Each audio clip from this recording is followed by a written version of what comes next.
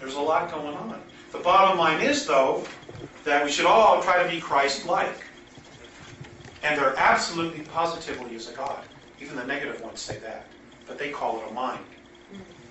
But that tells you where they're at. But there is a God. Something created all of this. Yes, sir? That's what I was going to ask you. All these planets know that they have a creator, a one individual that are claiming, or is it, how do they come into existence? Okay, that's a great question. Yeah.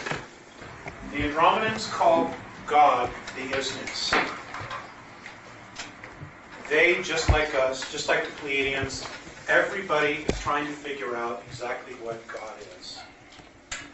Nobody knows, other than the fact that he, she, it exists. According to the Andromedans, if we had to put a gender to it, it would be female.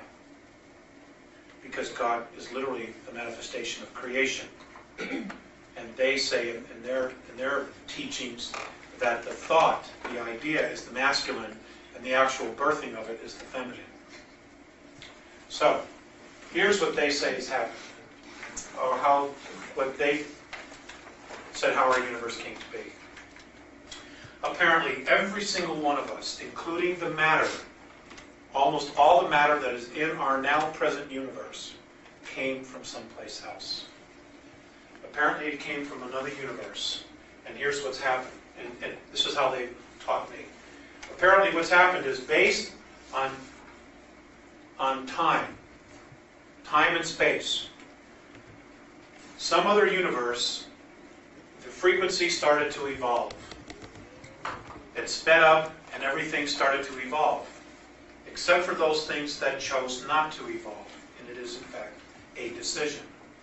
What happened was, as the frequency got higher, those things that were in negativity or fear became very heavy in weight, in frequency.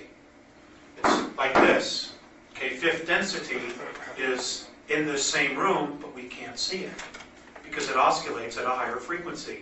But we all know about third density. What happened was, those things that were third density and other vibrations formed sacs in time and space. And as these frequencies continued to get higher and higher, these got heavier and heavier. Now, since God never wastes anything, especially things that are spirit, what happened was, at some point, they broke out of the time-space sac that they were in and literally exploded.